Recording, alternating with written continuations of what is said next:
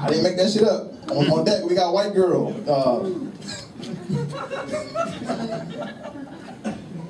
So please welcome to the stage, Gettle.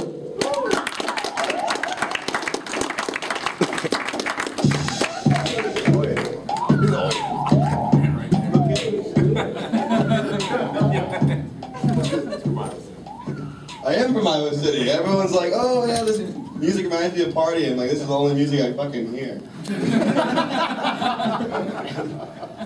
So I live in Iowa City. I just got done with school, guys. Yep. Thank you. I didn't graduate or nothing. But I became a very good drinker in my time. You guys ever like wake up in your bed and you're like, oh thank God I made it home. You guys need to learn how to black out a little more.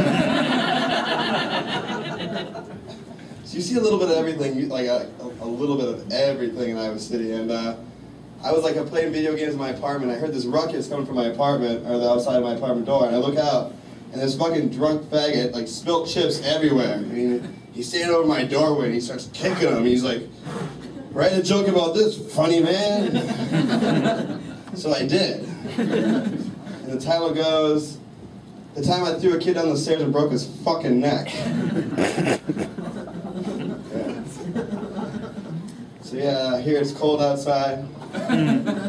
Yeah, I see a lot of, and obviously we got a lot of homeless people. And I always like walk around and be like, oh, I feel so bad for the homeless people. I'm like, I don't like calling homeless people homeless. I think it's rude. I think it's not right. What I like to do is I like to call them outsiders. Yeah.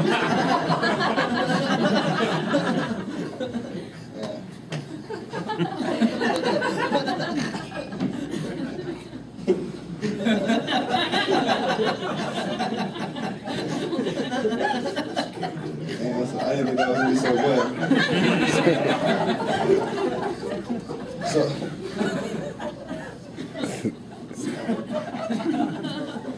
cool, thanks guys. We just like don't clap. Like most people start clapping after like 30 seconds, but you're just like, no, just laugh. Just laugh. It's cool. So my parents came in town. We're from Wisconsin, so I am happy about the Packers. So suck it. I'm from Milwaukee, so like, they came down and we were hanging out at my brother's apartment, and my childhood dog died, and they got a new one by the time like in between. So like we got this new dog, and he's sitting on my lap, and he's sleeping, and my brother goes up and touches it. He starts growling at my brother. And my mom's like, see, I told you, don't touch Gus when he's sleeping. He gets really grumpy. And I'm like, that's when I realized how big of like bitches humans have become. Like, this thing is like this fucking big. And we're like, oh, whoa, he's growling at you, stay the fuck away. Like, and I thought about the comparison of it, like the fucking dog to human ratio. Like, that's like me being the pet for like a family of grizzly bears. You know? And I'm sitting on one of the bear's legs, like sleeping, and another motherfucker touches me. I'm like, dude, chill, what the fuck are you doing? I'm trying to fucking sleep here. And the first time that would happen, the thing would come up to me and go, roar! And I'm like, all right, you can fucking kill me in a second. I just fucking remember and keep touching my fucking leg.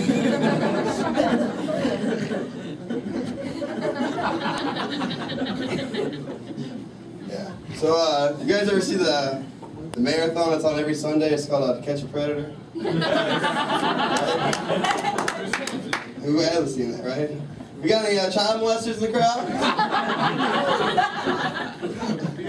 I'm always waiting for that one drunk guy who's like, woo! Like, watch him. No, and like I'm always watching. The same thing always happens. Chris Hansen comes out and they talk about it, and then the person finds out that Chris Hansen has the fucking transcript. So like I get the whole, okay, I wasn't trying to have sex with this kid, okay? But then when they whip out the transcript, like every child molester has to know like to catch a predator. You know, if I know it, those things gotta know it. You know, so they never have a plan B. And like I was watching it, and since we don't got any child molesters in here. What you guys said, I'll trust you because I feel like we're really bonding here. And yeah, so like I thought of like the best plan B thing to say. Like, okay, so Chris is like, so you're coming here to play video games? I'm like, okay. I wasn't here to play video games. I know what the fucking transcript says, But I gotta be honest, she kept telling me over and over and over again that her parents were gonna be here. So I was gonna come over, sweet talk her a little bit, send her up to her room, and then rob the shit out of these people. All I know is like robbery is like not as intense a charge, and you don't get your ass beat as much in jail for it. You got any relays in here? Any relationships? Woo! Wish. You guys suck.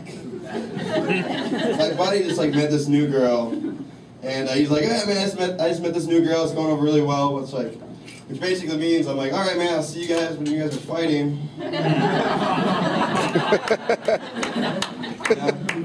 And I'm a single guy. I've been smoking the pot for like 6 years, and it's, yeah, it doesn't get me laid though.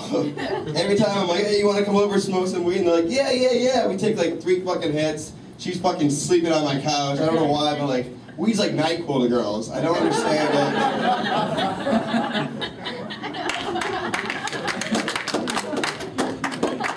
So I started doing coke. Party going. I don't know. No, I fucking was doing coke. I got to pull this go back last night. Yeah, we did coke. We got forever. But I fucking had to wake up at like 6:30 in the morning, which fucking sucked. But so she was sleeping. She just like went to bed like 20 minutes ago. So like I let her fucking sleep, and I went to work, and I came back at like 1 o'clock ready to pass out, and the girl was gone, but she cleaned my fucking room. Like, has there ever been a time, like, that's how we know I'm different. Has there ever been a time, guys, where you're like hooked up with this one-night stand, and you're fucking trying to sneak out, and you're like, "Whoa, wait, before I leave." Put the 30 fucking pillows on the bed. No, I got one more, guys, one more for you. I've been doing comedy a lot. I do some shows around, and afterwards I like to get drunk. So yeah, right. And so in Iowa City, I haven't done enough drugs. I swear to God, I'm not making this up. This is a true fucking story. I was doing a comedy show in Iowa City.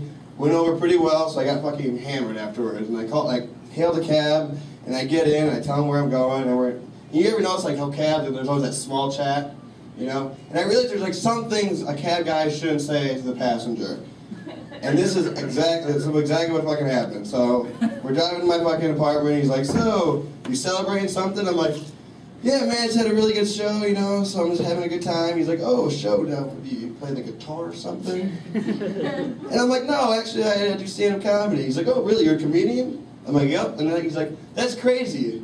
When I was your age, I was a comedian, and I dreamed to be a stand-up comedian." And now you're a fucking cab driver? Sucks, man. So keep living your dream, guys. Don't let them worry you. My name's Gettle. Thanks for hanging out.